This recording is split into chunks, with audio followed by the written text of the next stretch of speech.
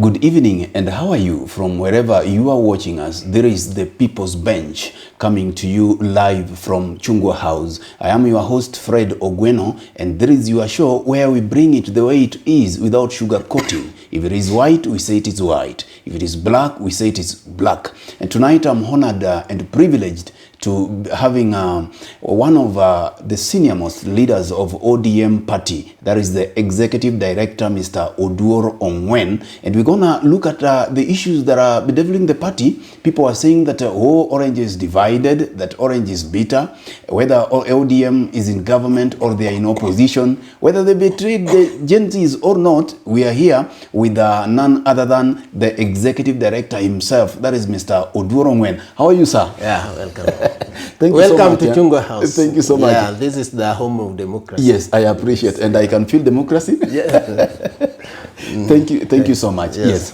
How are you doing? Very well. Yes. The party is vibrant. Yes. The party is active.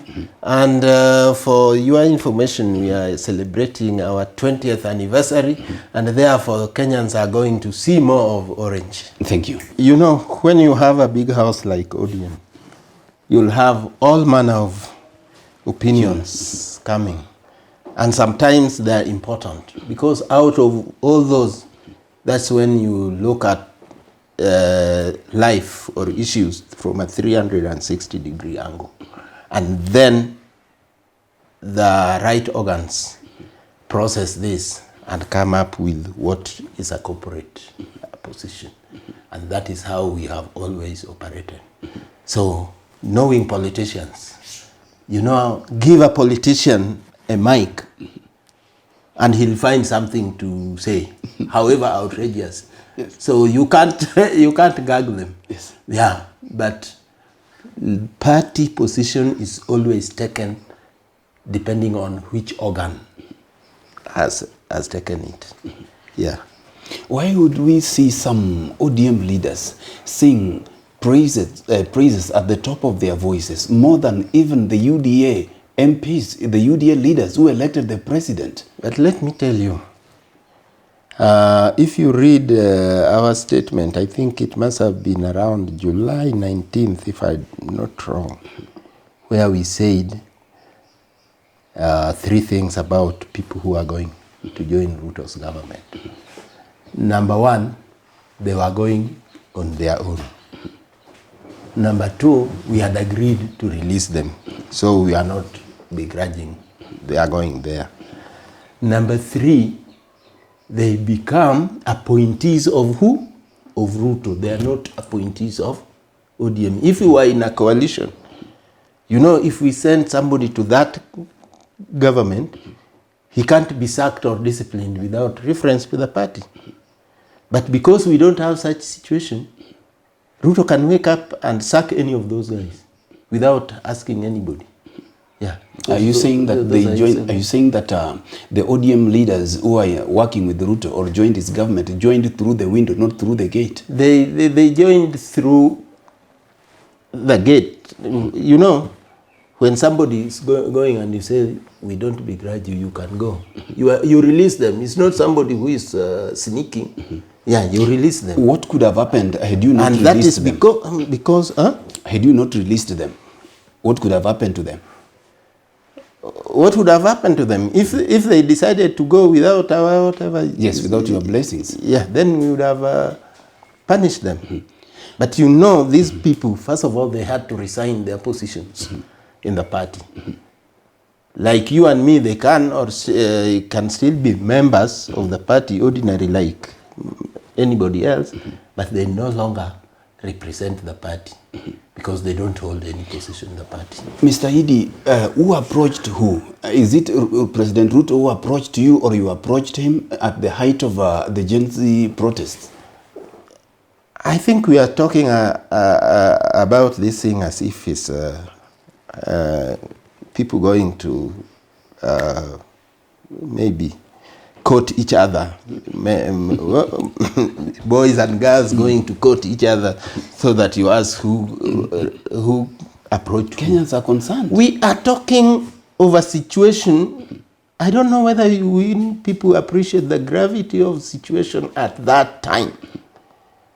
that is a time when the future of the country was at stake. That's a time when Ruto's future as president was also at stake. So, it's possible Ruto made approach. It's possible Raila, after being after his call for national dialogue being rejected, say then I must stabilize this so that we have the country. We cannot, you know, it's like when you are at war, you are meeting in the trenches. So it doesn't matter who approached who. But this war was not yours. This war was for the Gen Zs. It was not your war. They say you took advantage of it. This war was our war. When Gen Zs are not part of us. But you did not come to the level that they reached, you know. I don't think we can assign the future of this country to an individual, to a group. Kenya belongs to all Kenyans. And I've already told you we really appreciate the Gen Zs for taking the struggle much further than we had been able to. But we had reached a situation where we are talking about now the future of the country. Yeah. If this country was to degenerate into a situation like that which existed in Somalia for 30 years, it will not matter whether you are a baby boomer or a Gen Z or Gen Alpha, you will suffer if suffering is there. So, in situation of national crisis, it becomes a responsibility of everybody to find a solution. And under the circumstances, after all those 4 scenarios were analyzed, Raila Odinga saw that this was the only way. And when he was rebuffed, he did what he think was second best, which means making sure that at least the country is preserved with bad governance or otherwise. Would Ruto be president now had Raila Odinga not joined him, or had ODM not supported him? That one I can't say, but 90% I would say tell you he would not be president. So you saved him from the Gen Zs? Yeah, but what would Kenya be if he left without any post-Ruto agenda? Huh? What would Kenya be without a post-Ruto agenda? If there was post-Ruto agenda that was there, and you are told, okay, our plan was that we get Ruto out of power and then do A, B, C, D.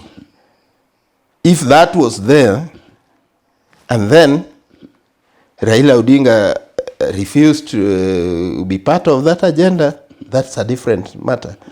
But when you are saying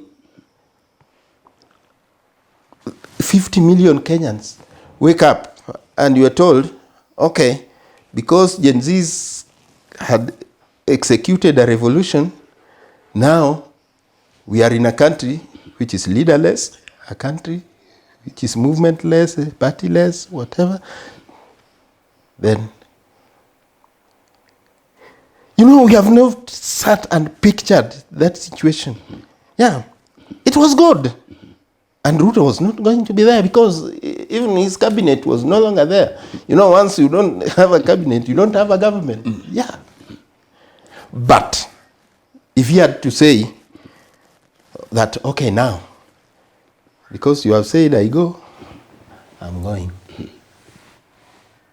what would have been the situation? Yeah. That is a question we have never sat to ask ourselves. The Gen Zs are saying that President Ruto duped them. They are saying that at the height of their protest, the president came out and said that he would do some changes. He disbanded his cabinet. He says that he would reduce the number of his advisors. But instead, we have seen him even increased the number. We have seen the young people who were fighting, who were saying that include young people in your government. we have seen the opposite of it. I mean, what you do say, because they are saying, okay, now you betrayed us together with ODM as a party. Have your party reached out to the president and asked him at least to live up to the promises that he made to these young people? But what was the essence of the national conversation? You know, you can't you cannot shave somebody's head in their absence. You cannot. You cannot have your cake and eat it. You say you don't want to sit and discuss Kenya and come up with a structure for the future of Kenya. At the same time, you still also want to be reached out and be included in this bad government. No, please, let's be very clear. And that is the problem we have had in this country for the last 60 years. That when we are just about to have a breakthrough, Kenyans don't know what to do, and then the old order takes advantage and rewinds the clock. So unless we have serious political education, unless we learn that things do not happen just on their own, Lenin says that you might have objective conditions for a revolution, but if there are no objective factors, then it will not be a revolution. So during that time, a revolutionary situation existed in Kenya. That one you cannot dispute. The objective conditions were there. Have they changed? But the subjective factors, they have changed a little, but they are still there. But the subjective factors, do we have, even now, 6 months later, do we have any organized way of taking Kenya forward? Apart from calling ourselves names, this is a traitor, this is what, this is what. Insults, name calling, those things cannot liberate a country. You liberate a country with a program. And this program for now is lacking. In the spirit of moving this conversation forward, yeah.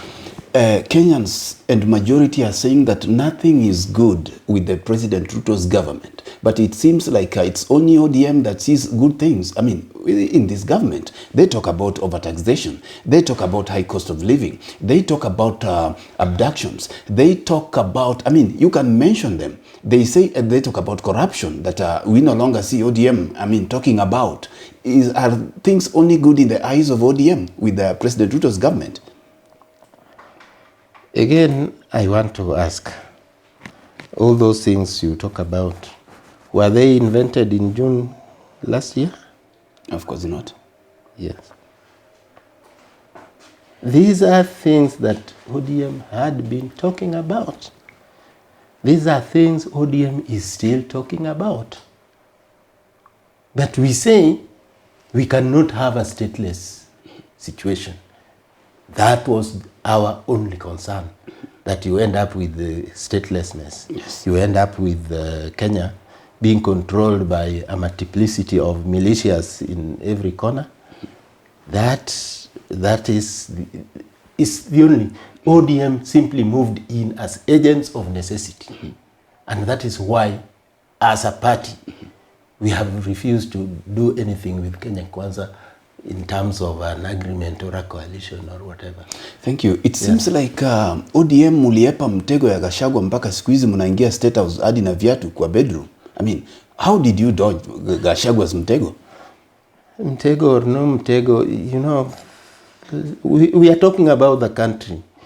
I don't want these things about Mitego and whatever. But he said yes, he said it. But ours was not about going to State House. Yes, we wanted to go to State House as the owners of State House. Yes. Yeah, but not to help a mitego ya Gachagua or whatever in their own terms. Did you go for a pound of flesh? Your pound of flesh from Rigiji? I mean, in reference to his impeachment motion, because you supported it. Your party supported it almost 100%. Was it your right time to revenge against Rigiji as a party? Again, people should recall, I think I think it was in September when we had a central committee meeting and made a statement very boldly on that we are not going to be part of that as a party. But once a motion comes to Parliament and there is no party position on it, parliamentarians are at liberty to vote on the merit of that motion or bill. It happens that if I personally was a member of Parliament, I would have voted against Gachagua. Yeah. Because Gachagua himself has had the kind of declarations he had made, the kind of intrigues he had made, and basically the fellows showed that he was anti-Kenya. He only wanted to be a deputy president for a section of Kenya. And so if you believed in Kenya and that kind of motion was brought, you didn't have to be whipped by your party, which decided to take a back seat. Yeah. So if personally, if I would have voted against Gachagua because of his record. Yeah, nothing else. Are you saying that his impeachment, the impeachment of Rigathi Gachagua was, to ODM, it was a good accident? It was not an accident. It was coming. In fact, at that time, I was wishing that after that they bring the impeachment of Ruto. Yeah. And why didn't you instruct your members of parliament to bring it? Let me tell you. Did we instruct our members of parliament to bring Gachaguas?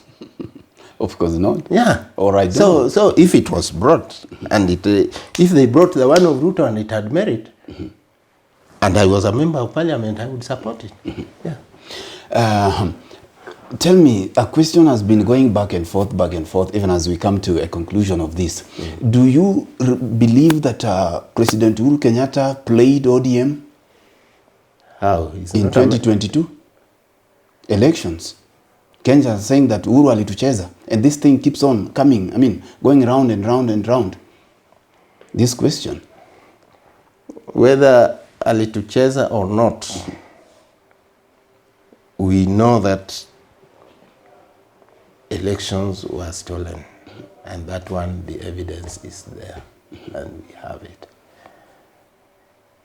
And now you have joined Uhuru's other name is not Wafula Chebukati. But if he was in cahoots with Chebukati, I have no way of knowing. Yeah, but I know that we were played. Whoever played us was IEBC, led by Wafula Chebukati. Yeah, if they had links with Uhuru, I have no way of knowing. Yeah. Will ODM have a presidential candidate in 2027? Parties are established to capture power. And therefore ODM will have no basis of existing if it cannot go for power. Yeah. Tell me something about Raila's AU bid. It seems like it has divided the country more than united. Some, especially people from the mountain are really against it. Thank God they do not have votes at the AUC. Again, I don't want, the mountain is part of Kenya. Everywhere is part of Kenya. So I don't want to say people from this don't want it. Raila Odinga has got his Pan-Africanist credentials, and he felt that this time he's the right person to take that position because he has an agenda for Africa. If there is anybody who feels that he doesn't, they can bring out their reasons why they think he's not Pan-Africanist enough and so on. But what I know is that many leaders in Africa, and thank God it is presidents that are going to vote, many recognize his vision for Africa. They appreciate his history, and they recognize his Pan-Africanist credentials. If they don't measure up, they won't vote for him. That will not be the end of the world. But if they like him, they will vote for him. Yeah, so, and fortunately or unfortunately, Kenya has only one voter on 15th. And that happens to be President William Ruto at the moment. Yeah. Thank you so much for that. Any plans? What are we likely to see from the party this new year? Yes, ODM is celebrating its 20th anniversary. Congratulations. And therefore, you are going to see a lot of activities to tell Kenyans that, first of all, to thank them for all the support we have had for these 20 years, and to tell them the kind of vision we have for the next 20 years. You are going to see a lot of activities. You are going to see a lot of ODM. And those who love us, let them support us. Those who don't like us, it's too bad. ODM will be there, and it's there to stay. Yes. Congratulations. ODM has been ranked as one of the best run parties in Kenya, and now you are celebrating over 20 years of your existence. What has been the secret, maybe in a nutshell? First of all, it's not one of. If you read the auditor's report just 4 months ago, he said all these parties will not comply with the law except ODM. So it's not one of, it's the best run party in the country. Yes. Yeah, and the secret is that we were founded on a sound ideology. We have developed systems. We have developed structures. If you allow institutions to work, an organization will prosper. That the problem we have in this country is if you compare political parties in Kenya with our transport mode, you know, if I go to a place using a matatu, I'll go to the road, it won't matter which matatu comes, as long as it's going the direction I'm going. And when I reach there, that matatu will continue going wherever it is. I'll finish my business there, come back. I won't wait for the same matatu I came with. I'll look for the next one, and so on. But if you use your own personal car, even when you are wherever you are going, you must make sure where you park it is safe, and so on. And when you come back, you will still use the same. ODM is like a personal car. All these others are like matatus.